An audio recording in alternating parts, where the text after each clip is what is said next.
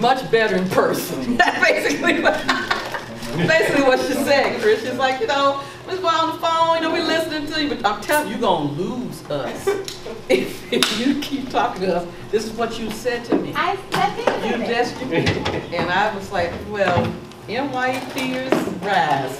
But I took her to heart. Now, Joe, who is back there, who was an alum, had already talked to me about the fact that as part of his company, 5-Star Productions, which you'll hear more about, because you're going to hear about each other's activities too, that he definitely was going to help me to, you know, present myself in a very professional, productive way as it relates to the latest technology. Because we have of the 100 MYEPers that were hand selected out of 1,000. So we have 1,000 alumni, Anna, all over the United States, really all over the world.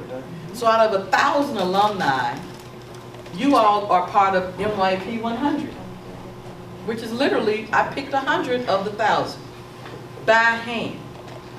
In other words, I just literally started thinking of a few that I pretty much felt like Joe Westbrook have never gone away.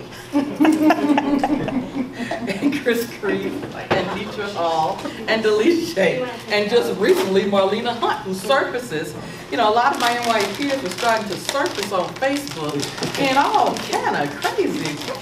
And I was like, who is this? What is he? What is she? You know, and I started seeing you all, and when I began to think about the fact that, believe it or not, 30 years ago, which actually our anniversary will be next year. So this time, 30 years ago, I was sitting in a room with people trying to figure out how to create you.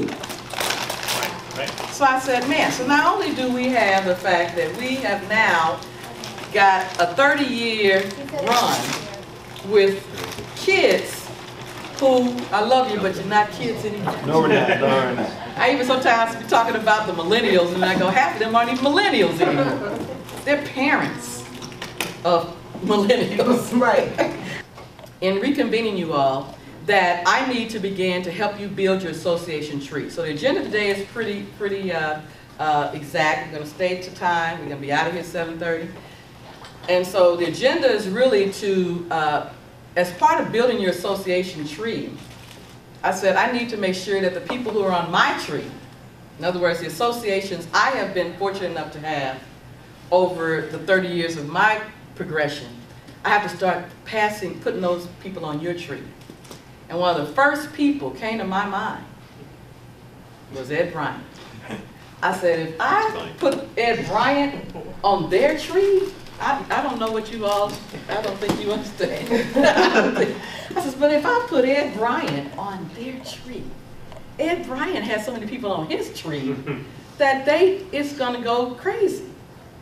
So part of it is Ed's going to share with you all who he is and his tree, but also Ed and I have teamed up on trying to get your help and feedback on what can MYEP do for you now, as you're not a kid anymore. So in addition to me coaching and talking, Ed is going to share with you that he has a pulse on St. Louis. He has a pulse on corporate St. Louis. He has a pulse on the economy of St. Louis. And we really need to hear from you as people who can give feedback to say, as an alum of a program that learned at 16 or 17 years old what entrepreneurship was all about, here's what I would love to see that I don't have right now. I don't know what it is yet. You got to hear Ed and then you say something. And all I'm going to tell you is after you say it, Ed and I are going to get together. And it's going to probably happen because that's what usually happens when Ed and I get together. Young people. It was. So let me give you just a little background of me before I kind of talk about the organization that I work for and what we do. I'm not from here. I grew up in Memphis, Tennessee, graduated from the University of Memphis, and went to graduate school on the East Coast, studied urban planning and public policy, so I have a master's in public policy. Additional graduate work in urban planning. So I thought I was going to go and get a PhD, and I started working on PhD work in urban planning at Rutgers, and finished the first year and a half, and then realized, you know, I think I need to go make some money. And so I got a job in public policy and was doing that for a while, and fell into PR because doing my master's work, I was doing some I had an internship with the state of New Jersey Department of Social Services. And I was doing policy analysis work, but then I was taking all these like thick policy documents and trying to get them down to like 5 and 1 pages and thinking, and they kept giving me this stuff. I'm like, why do you keep giving me this? I just want to do the analysis. Well, you can write well. And so I fell into kind of doing that work for the rest of most of my career. And moved back home to Memphis, took a job at the University of Memphis as doing public policy, doing public affairs there. Did that for a couple of years, then worked for the Census Bureau for 2 years, doing community engagement and partnership development. Then my pastor at the time introduced me to a young lady that lived here in St. Louis. We were both church musicians. We both were church worship leaders and kind of older-ish singles. We were beyond 30 and hadn't been married yet. And they set us up on a date. And I came up here and visited her, and it was love at first sight. I knew I was going to marry her after I met her. So I quit my job at the Census Bureau a couple months later, moved up here, got married, and I've been here ever since. That was 2000. So my career has kind of gone in this kind of circuitous way. I've gone through a layoff as well. You know, I worked for, first job here was with a PR firm that went out of business. Then I started working for a nonprofit regional health commission, doing community engagement communications. Basically, we were actually doing a lot of work to reform the regional healthcare safety net system. One of the projects I'm most proud of is the work we did on some health communications work. We created a health literacy task force, and out of that task force came some recommendations that the Missouri Foundation for Health actually put some money into, and they started up a new nonprofit called Health Literacy Missouri. And I left there while that organization was starting up, and went to Pfizer. But after that organization was stood up, we heard from CMS, Centers for Medicaid and Medicare Services, that Health Literacy Missouri was like a model for the rest of the nation. So I was really proud that we had an opportunity to get something like that done. Did public affairs for Pfizer for almost 6 years. Built the public affairs program out there, the state coordinated community engagement program for the Chesterfield facility and R&D. And then in 2009, Pfizer acquired MYEP. And I tried to be careful because I always say that MYEP acquired Pfizer. That's the way it felt at the time. You know, we acquired MYEP. We started to notice more MYEP people coming in, and Pfizer people leaving, and more MYEP people coming in. The company then decided to sell the Chesterfield facility back to Monsanto and lay off all the employees that were here in St. Louis, and it's except for about 150 or so. So December 2010, I was laid off. I actually started my own public affairs company. It's funny because I got a note from the web hosting company saying that my subscription was expiring like last month. And I was like, oh, I forgot that thing was still going, still running. But I didn't really do a whole lot with the company. I had a couple of clients, but didn't do a whole lot because I got a job like the next couple of months, got my next job was with the Economic Development Council, St. Louis County Economic Development Council at the time, and it was a really interesting mix because my job title was Vice President of the Collaborative, and the Collaborative was this thing that Charlie Dooley started back in 2000, I forgot when, just before I got there. It was basically a way to get the mayors, all the mayors in the county, and some of the county's chambers, like the South County Chamber, North County Chamber, North County Incorporated, all together on a monthly basis, a regular basis, to look at developing regional economic development opportunities or regional economic development strategies and programs, instead of trying to fight against each other for the Walmart, you know, or do a TIF to get the Walmart from this side of the city to this side of the city, or across the street from Oberlin to Creve Coeur or whatever. So did that for a couple of years. Worked on a couple of really cool projects, and one of the ones that's of interest, that would be of interest to you, that I would recommend was we were able to bring in a company called Jumpstart out of Northeast Ohio. They're a venture development organization, and what they do, they go into the city and help them develop venture development or regional entrepreneurship advancement plans to help really shore up the entrepreneurship ecosystem. We had them in for a year here in 2012 and created a plan for St. Louis to help build the ecosystem. As you know, in all of you entrepreneurs, you know about arts grants and about all these other things that are kind of going on. It's pretty much mostly tech type of stuff. we began to talk about some diversity and inclusion things there. We never really kind of got there before, actually before I left. But one of the things that we were able to create, we took the RAI, the Regional Entrepreneurship Initiative, and transitioned it to something called Accelerate St. Louis. And so now if you go to accelerate-stlouis.org, that is basically the region's ecosystem for startups. So all the organizations that you might hear of, Venture Cafe, Arts Grants, the Chamber, us, we're all members of Accelerate St. Louis. And that site kind of serves as the hub or the portal for everything that's kind of going on in the ecosystem. So all of the major accelerators, all of the incubators, everything is kind of there to support entrepreneurship and startups is kind of there, except for there isn't a lot for minorities there. And that's something we've been really working on for the last couple of years to try to make sure that there's more for minorities. Because one of the things we've noticed from the data is that especially from Jumpstart, that when you think of startups and the startup scene in St. Louis, most people, maybe not us, go to this kind of stuff, apps and that kind of thing. Right. But what we saw in some of the data was that minorities are starting businesses in other places. So if anybody here heard of Freddie Lee's, the barbecue sauce? Yes. It's like that's what our folk are doing. We're actually creating products and creating other things. Some of us are doing technology stuff, and that's another topic of discussion, because I think we should be doing more of that too. But one of the things that we're thinking of looking at is where are the minority entrepreneurs in our region, and what kind of things are we doing? Whether it might be in fashion, it might be in goods and services, that kind of stuff, and what do we need to build our businesses? Because the kind of investment that or the life cycle investment cycle of, like, say, a locker dome or something like that, where they put it in, they get proof of concept, they start maybe making a little cash, and then they may develop an exit strategy to sell it to a larger, sell it to Facebook or something like that.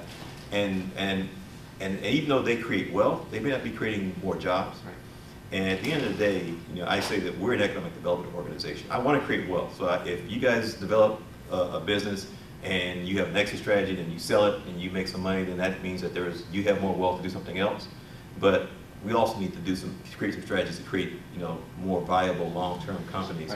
Right. There is an initiative that we just kicked off today at the Chamber called the Inner City Capital Connections Program. And it's really focused on inner city companies that are between, the target is like $3 million in annual revenues, but we actually went further down in terms of like $1 million, or some that are like under $1 million, and even a little bit further up. Have employees, and the owner wants to grow the business. So this program basically puts around the entrepreneur mentoring services in a variety of different areas: HR, technology, sales and marketing, all those things, to position the entrepreneur to be able to go to New York in November for pitch sessions with people who have access to capital. Even if you don't necessarily want capital, if you want to grow your business, you got to be ready. So you might need, there may be some things that you need to just kind of get to know how to do. So that's a program that we launched today. Today it was we had 124 people in the cohort. We were targeting 100, so we kind of exceeded that target. And it looks like this program is so successful just from today that we're probably going to do it again next year. So even though it's not available right now for you, but it'll be available next year. I think the partners, Regions Bank, the Chamber, us, we're all very happy about that. So we'll see. Did you see the mix? Did you have a feel for what the mix looked like? Actually I saw the data. It was like 72% of the people were minorities, 34% were women, but it was, and I think the company, the sector, there was about 10 sectors represented there. And I knew most of the minorities that came in, because the ICCC keeps most of that process secret, and the nominators don't get to see it until. I asked. Yeah, and so I couldn't see anybody until they showed up today. But you'll get all that data like in a week or so.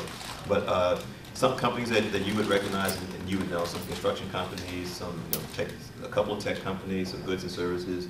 A lot of different things, and so we'll see. And I sat through 2 of the sessions this morning. The trainings looked like they were really, really good. Like the guy that did the HR, human capital training he teaches at the Harvard Business School. So you're getting that caliber of people doing the trainings: Harvard Business School, the Stern School at NYU, Kellogg School at Northwestern.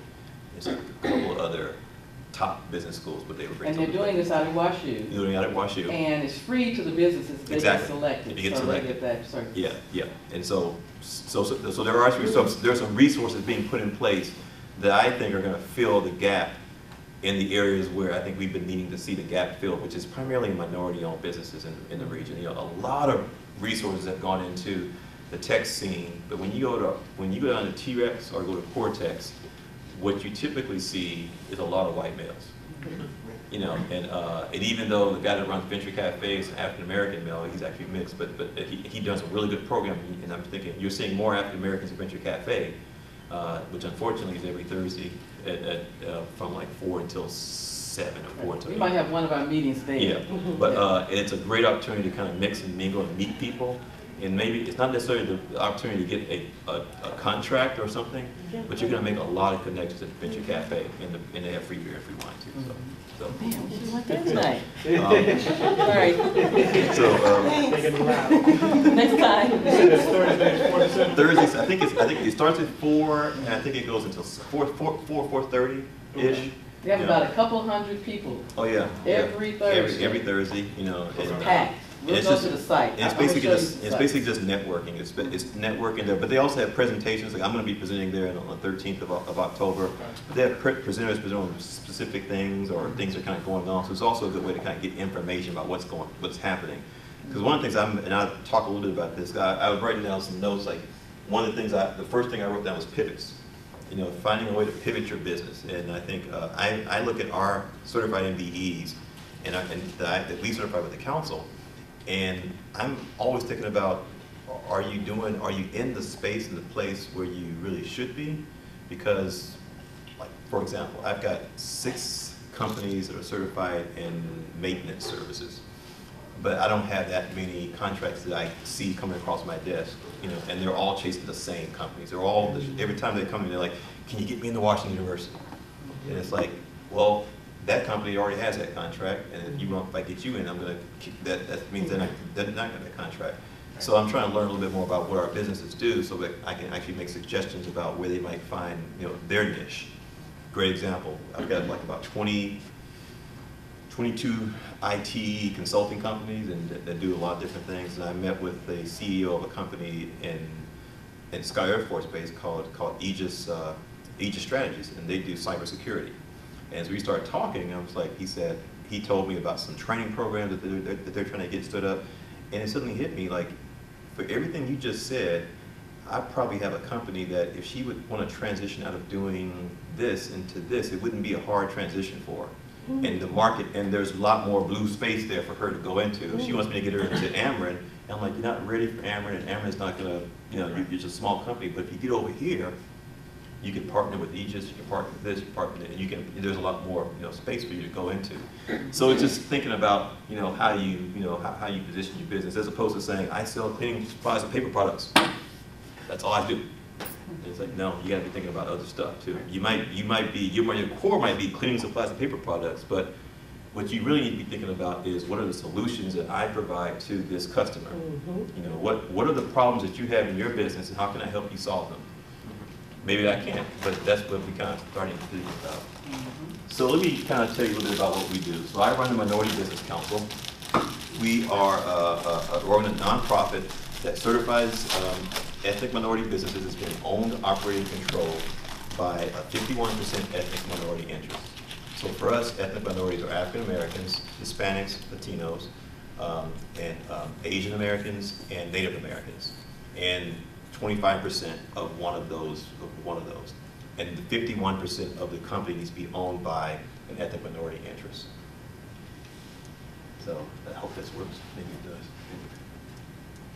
It's been holding it so long, it probably went to sleep. Yeah. Because it's probably do this. Okay. Okay. So we are actually in December of 2015. We merged operations with the St. Louis Regional Chamber. Chamber is the region's largest business support organization. It's 179 years old. Our organization was 41 years old when I came on board in 2014. And basically, we reincorporated as an LLC. So we're now an LLC that's owned by the Chamber's 501c6. So we're no longer a 501c3, but we're still a nonprofit. But we still have a similar mission that we had before. One of the first things my board did my new board did when we met was begin to revise the vision, mission, and purpose and the results. Our vision is that St. Louis leads the nation as a community where minority-owned businesses thrive and the region's economy is growing and equitable. So this is what we want to see happen long-term. As we do our work, we want to see St. Louis looking more like what we described there. And I'll back up just a moment. That when we merged the chamber, I also added a double title. So now I'm not only the president of the council, I'm also a vice president of Diverse Business Solutions. Formerly, the council would not work with startups. Formerly, we'd only work with businesses that were established, that were ready, willing, and able to bid on major kind of contract type of situations. But now, because the chamber has a couple of other areas that we're focused on, the innovation economy being one of them, which basically means startups in the entrepreneurship economy, then we can focus a little bit more on that. And one of the things that I try to do is make sure that I connect minority-owned businesses to what's going on in the entrepreneurship startup scene, or just be aware of it, and then also make sure that my job is to be the one that's intentional about making sure that minority-owned companies are connected to that ecosystem. Not accidental, but intentional, because if it's accidental, it'll never happen. So our purpose, this is why we exist. We want to drive regional prosperity through continuous advocacy for ethnic minority businesses and inclusive buying organizations. So for us, buying organizations are the major companies, large organizations that buy stuff and services. Clayco buys construction services. So Clayco has subcontractors that they work with, that they buy to do certain things, as well as to do those things, buy the lights, carpeting, any of that stuff. So a lot of my companies, my MBEs, are the ones that do these other things. That the large companies say, this isn't our core business. Our core business is delivering energy. So, but if we're going to build or maintain those things, we're going to sub that stuff out. I was with Ameren today looking at their categories, and we've kind of pulled out about 15 categories of spend for Ameren that we're looking at, to look at where the major categories of spend for them. The top, it was funny, I was like, I just saw the number in my mouth drop, was in maintenance services for all their different facilities, maintenance and repair and that kind of thing. $1.1 billion. Their spend was $4.4 billion for stuff in these categories. The one was $1.1 billion. And so we started. So that's per year? No, that was over a 3-year period. Oh, the 3-year period, they spend that much on maintenance? Yeah, on maintenance. And repairs and that kind of stuff.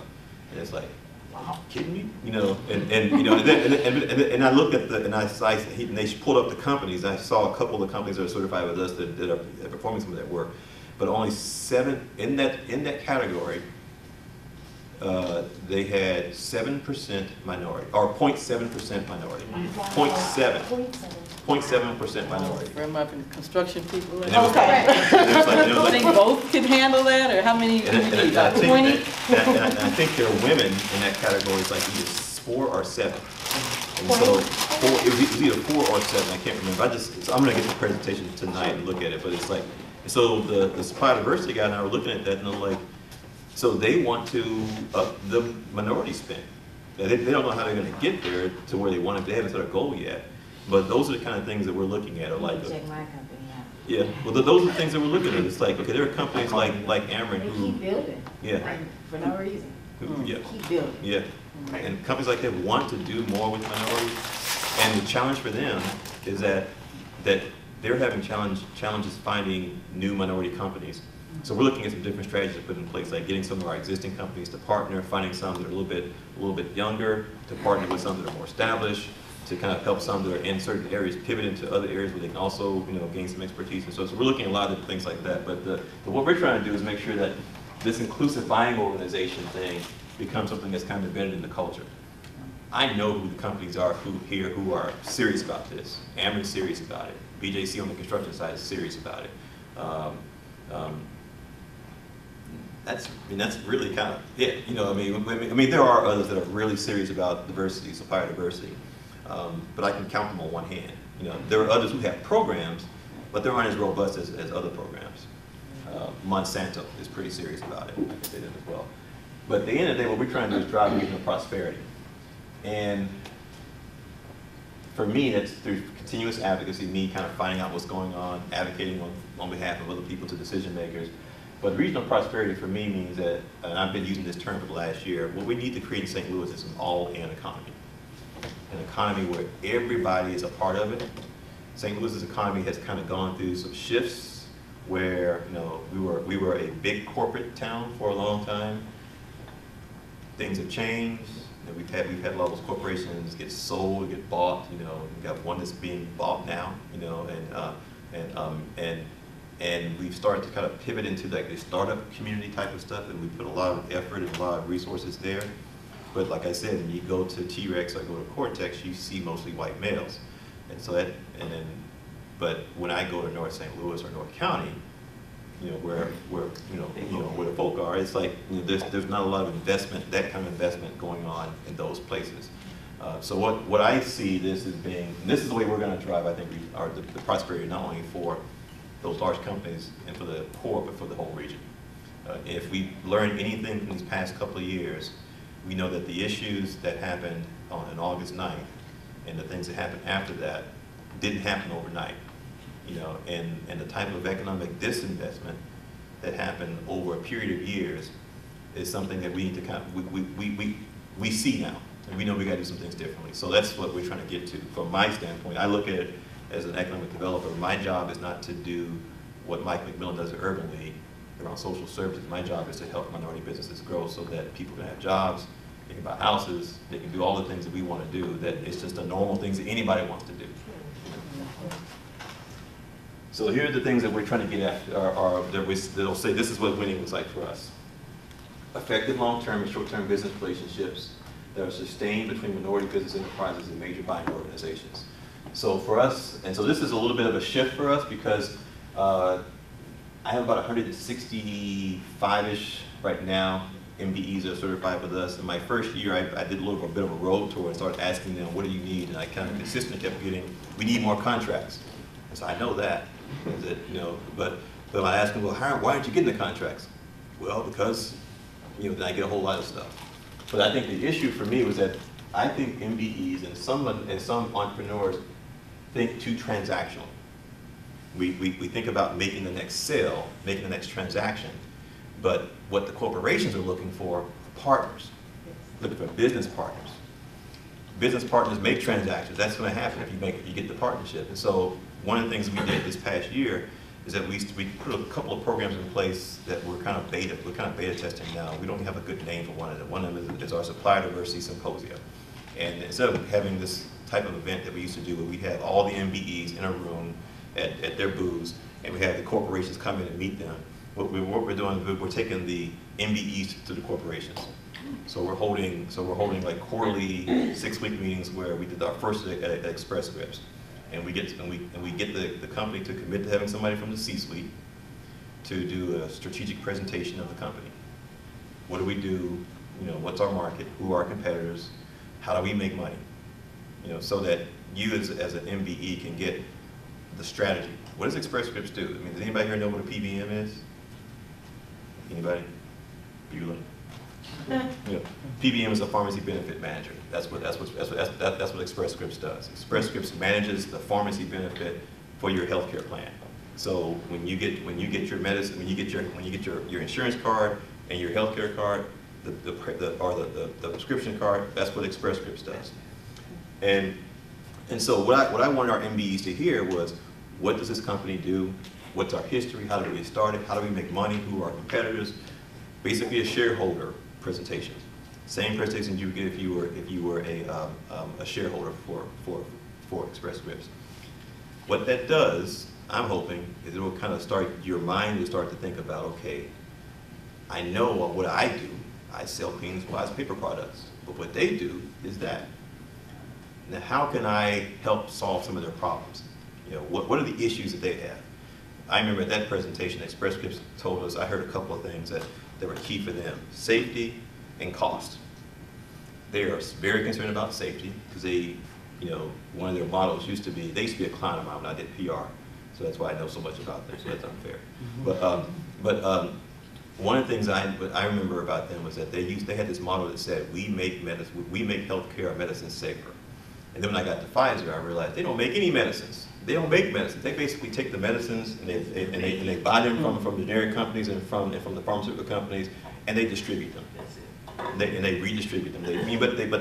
But they've also created some value by doing it in a very efficient, effective way, being able to do it on a mass scale, and do it. And so, since they need security, exactly, they need physically safe. Yeah, exactly. Because you're playing with people and their medicine. That's it. That's exactly what I want our folks to hear. To hear that kind of stuff. So, but that value permeated throughout their entire culture. So it wasn't just that they want to be safe with medicines, they want to be safe, but they also have patient information because they have mail order. So they have all your patient information. So that there aren't any bad medicine interactions, because you may be on 3 or 4 prescriptions. So they have a lot of pharmacists working up there doing that kind of stuff. So it was kind of like, this is what our MBs need to start hearing. This is the kind of information that I got because that was a client of mine working for a majority-owned PR firm. But they're the only Fortune 100 company in St. Louis now. They're Fortune 20, they're number 22 or 23 on Fortune 100 right now. So they're the largest corporation in St. Louis, publicly traded company St. Louis, and it's like, we need to be doing some stuff with them. We need to be doing some things with them, and they're growing. And we had our next meeting at Worldwide Technology, very similar. And then that's kind of the big piece, and then we have the category managers, the facilities guy, the person who buys stuff for goods and services, person who buys stuff for construction or whatever. And now, you tell us how you help your boss make money.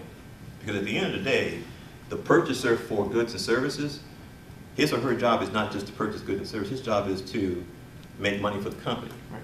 And so that's again, as an MBE, as a potential vendor, you need to understand, how can I solve this person's problems or solutions? How can I provide solutions to them?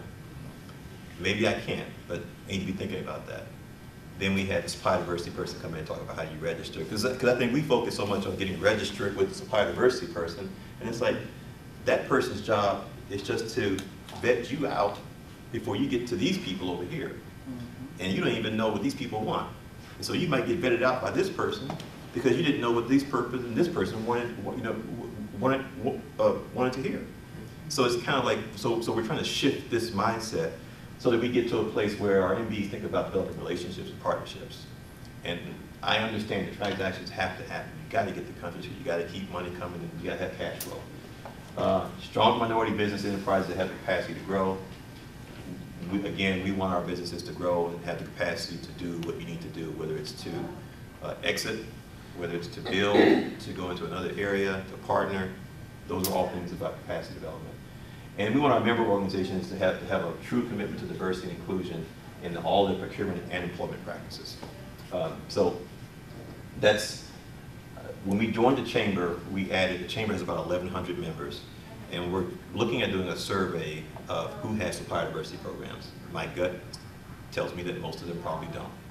I know that even though BJC is a partner of ours, they're a board member, BJC is the largest employer in the region. They do very good on supply diversity on the construction side. Goods and services don't even have a supply diversity program. So it's kind of like, it's like great on this side, but over here, we got to get them there. So this is something we're working on, trying to put some resources in place where we can help those companies like that get more in that area, whether it's leveraging the success stories that, you guys have done so much work within Marks and such now, leveraging the success we've had on that side of their business to the other parts of the business as well. And then finally, this is the metrics for us. We want to increase jobs, capital investment, employers in the St. Louis MSA. St. Louis, economically, when you compare us to our peer cities, we kind of lag. We're kind of like a Midland city. The downturn didn't hit us super hard. Like Louis has the highest number of African American owned businesses of our peer cities, #1. But then when you look at the next column, which was how many of us have employees, how many of us have people that we actually employ, we dropped like to 30 something or 20 something. And he went over with employees and revenues in a certain place, we dropped to 38. And when I looked at the top 10 included Salt Lake City, Louisville, Denver, and I'm thinking, and when I saw Louisville at number 10, I'm like, what's going on in Louisville that's not going on here, and that we can't do here. So what that data is telling me now is that we need to be doing more to help the multiple thousands of minority-owned businesses in our region getting access to the resources that we need to help grow, gain capacity. I think also what happened is that a lot of those businesses probably started 2008, 2009, following the recession, and because they were businesses that were started by people that were dislocated from jobs, they probably went started from a standpoint of, I'm going to grow my business to a certain place. Plus, there wasn't a lot of capital coming in for anything, and a lot of resources there as well. So they probably stayed at 1 or 2 persons for these last 6 to 7 to 8 years. But the ones that, and then also quite a few construction companies went out of business. There were some that went out of business as well during that same time, for the very reasons that some of you mentioned. And we just haven't quite caught up yet. We haven't quite caught up in that area. But we're about to enter into this season. We're already into this season where it's about, last numbers we saw, about $7.5 billion of construction work coming online in the next couple of years. $7.5 billion would it be? NGA is 1.7, 1.74. That's just the NGA project. The city's part of that project is going to be 131. Yeah. 131. We're starting that next month. Exactly. And so, Washington University, 240 million. And there's other projects that aren't even on our list. Centene. $5 million. Exactly.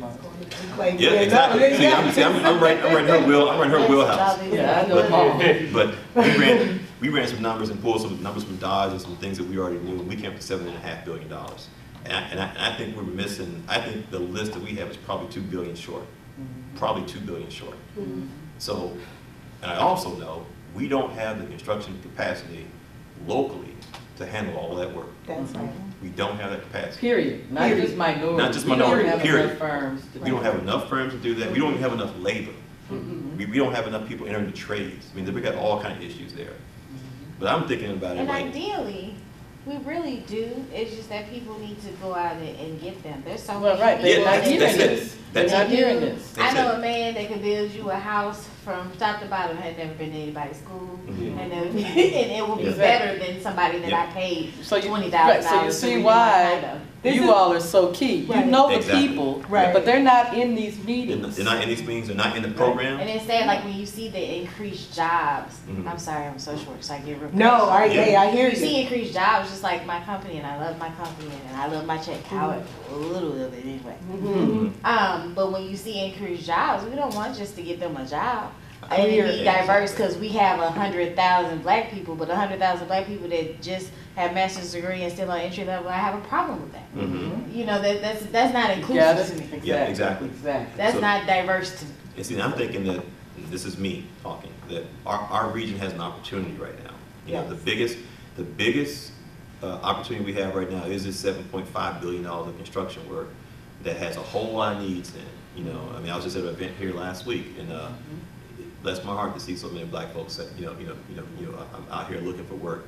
But I talked to a lot of folks that night, and if I talked to 10 people, 4 or 5 of them were from out of town. And I'm cool with that. I'm cool with that because they're coming. They're coming. I'm like, you from Chicago? You from Minneapolis? I don't mind you coming, but I need you to come and stay. I need you and your kids to hire some people. Well, that's what will happen. I need you to, And we hope that's going to happen, because if they're going to get certified by me, they have to have a local office. And so they'll have to open a local office and put down shop here, and they'll probably have to hire local people, to do a lot of that work. But we're going to have to do some work on the trade side to get more folks into the trades to kind of get them through the people like Connections to Success for boots on the ground into the trades. They're running I'm working with them to help, kind of filter the young men and women into their program, because they've kind of been named on this NGA project.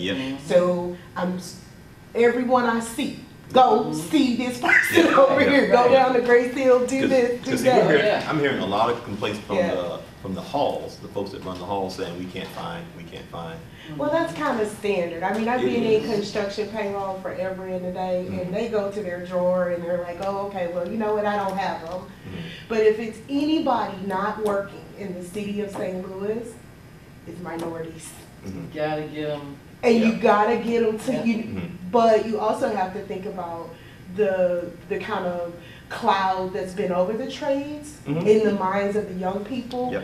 They watch their uncles, their grandfathers, your dads, the hip hills who were really great in the demolition world, and you know how their family has dismantled based on things. And so the young people think, oh, well, I'm gonna go through that, and they don't really see it as viable because the union is not gonna let me in. We gotta change that thought process. Exactly. You all, that's it. I'm too old. Okay. You all have to change that.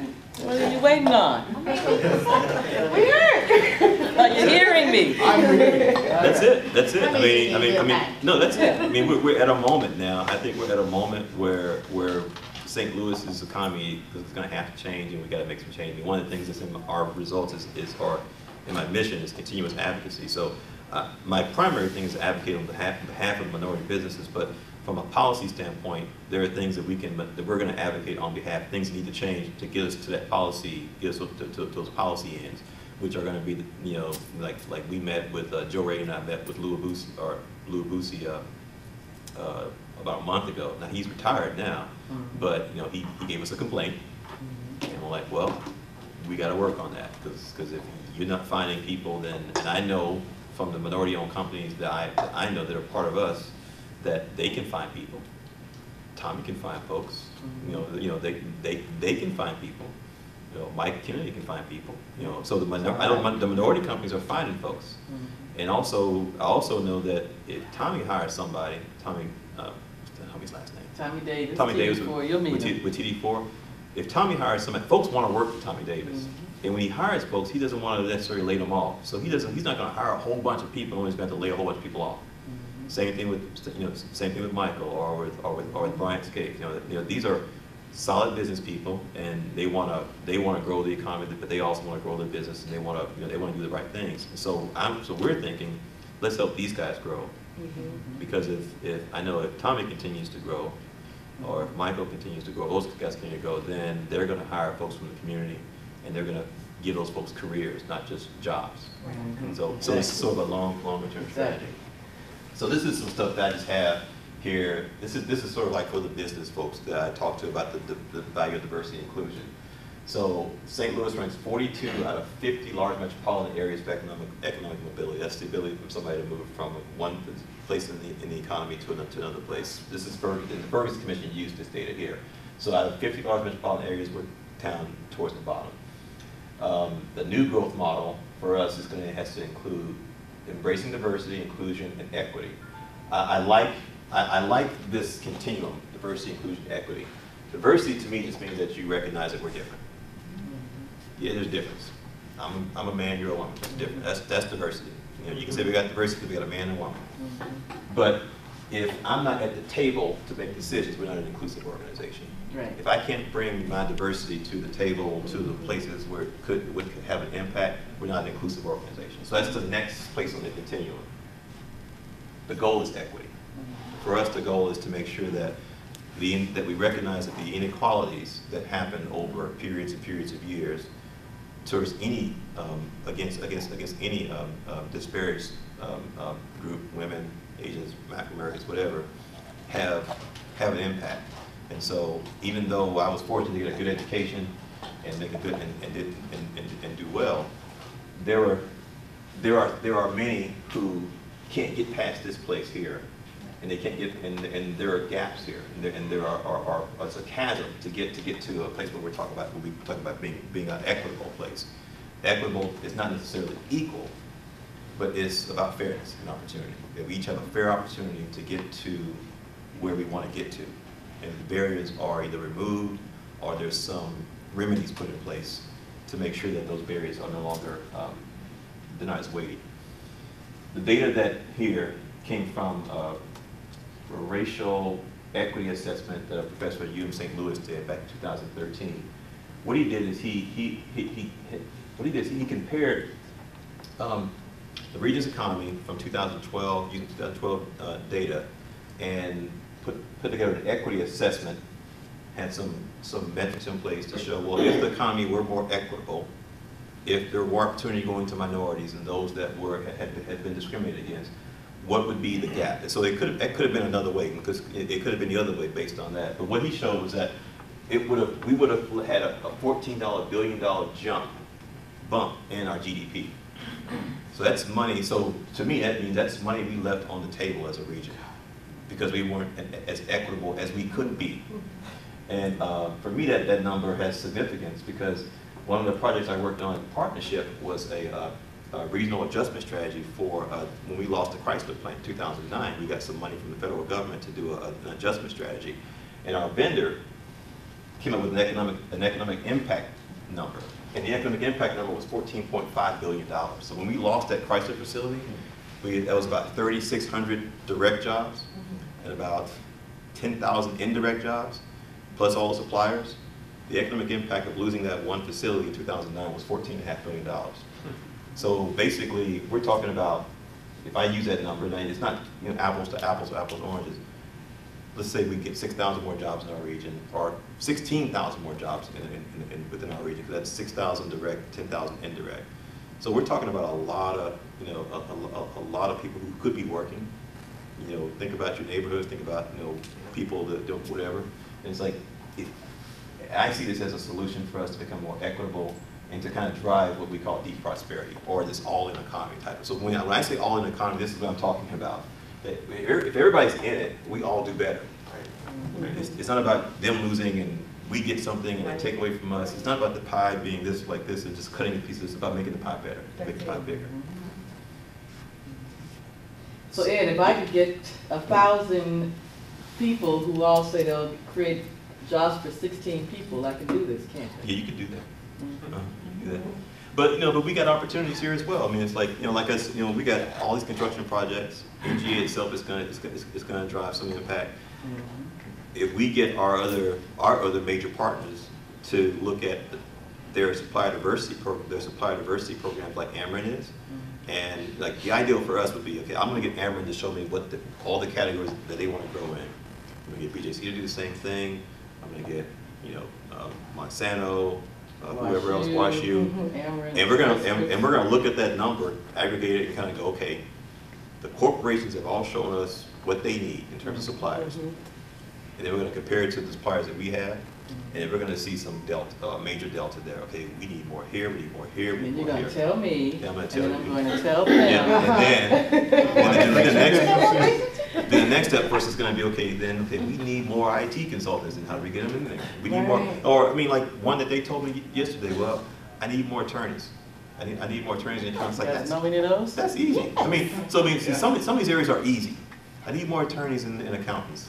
I could find attorneys and accountants. That's the easy one, Lots of attorneys and accountants. Yeah. So this is the boring stuff. This is kind of what we do. We do MBE certification. We do business capacity building and acceleration, supply diversity facilitation, diverse business solutions sourcing solutions, leadership development, executive education, and advocacy for minority business development and inclusion and diversity. So those are kind of where any program that we do falls in one of those buckets. Now we may drive one a little harder than we drive the other. Like for instance, I'll be driving certification really hard in the next 2 months, because we do our renewal process from October through December, so that'll be driving really hard then. Leadership development, executive education, we haven't been driving that one very hard lately.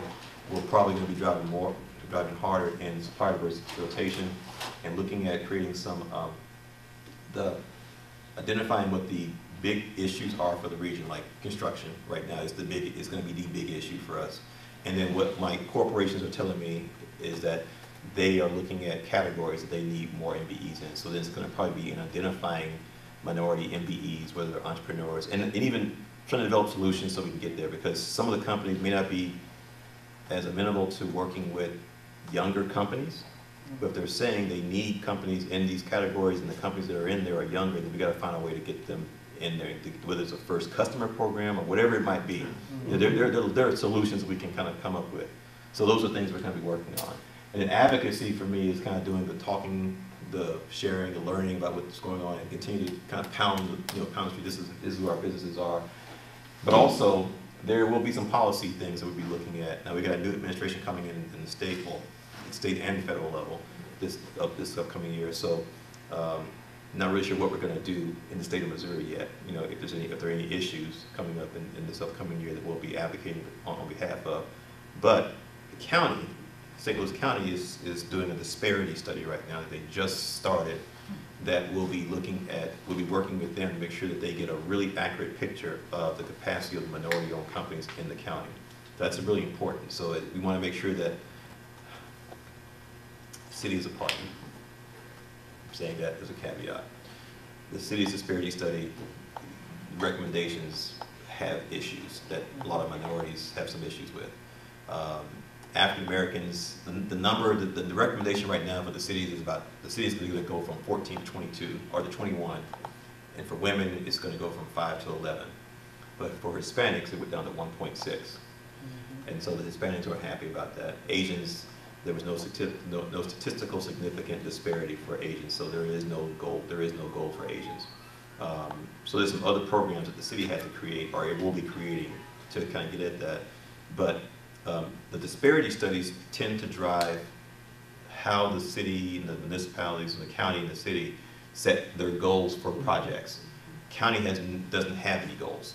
And so we're trying to be very intentional to work with them to make sure that we get all the data that we need to get from the minority business community in the county, or basically in the region, so that we can set the right recommendations and policies for when the county begins to look at, because they build county builds roads, they do all kinds of stuff.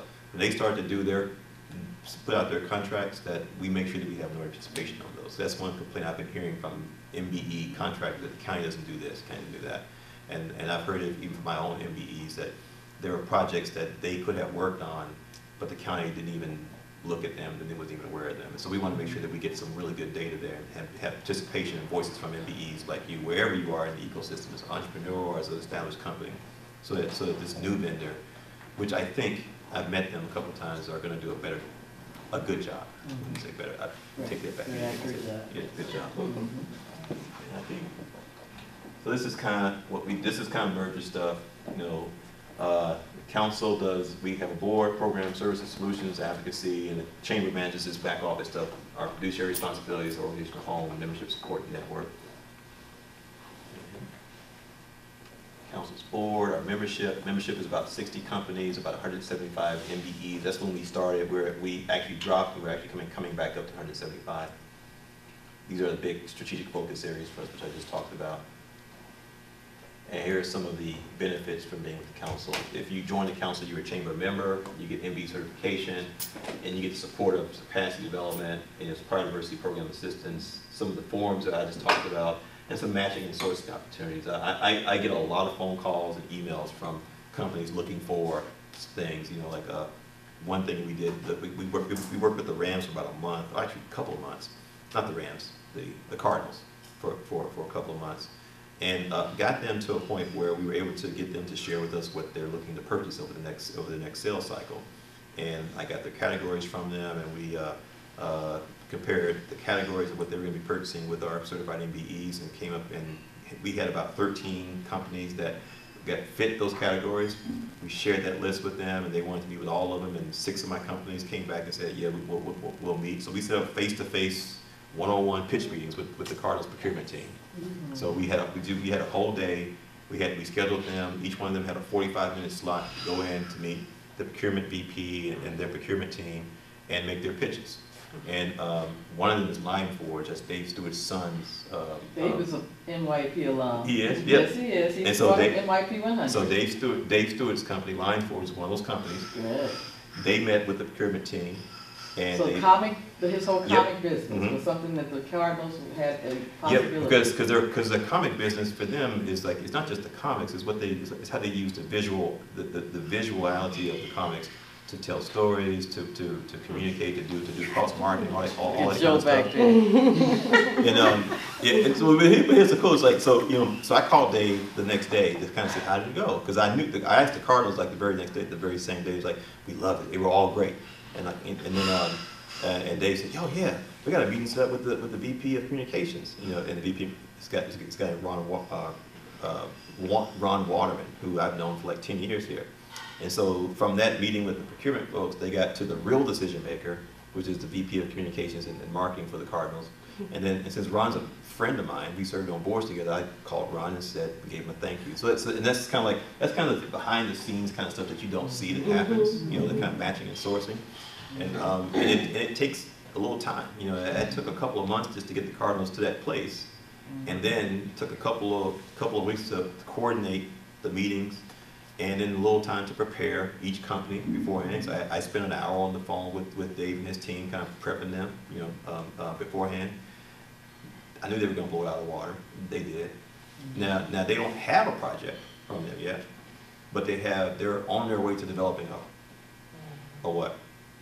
Partnership. A partnership, a relationship. They're on their way to developing a partnership. Now the Cardinals knows, so the Cardinals can't say, you know, I mean, the idea would be Ron's in a meeting with his team, like, man, we got this great promotion we want to do, blah, blah, blah, blah. And then they go, you know, let's get Fleischman Hiller to do, let's get this, whatever. And it's like, now line force should be top of mind for them, because they know line force capacity, they know their ability, and so like that's the kind of stuff that we need to kind of do a lot more of, that we try to do a lot more of.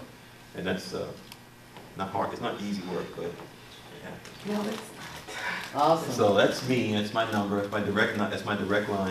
That's my email address.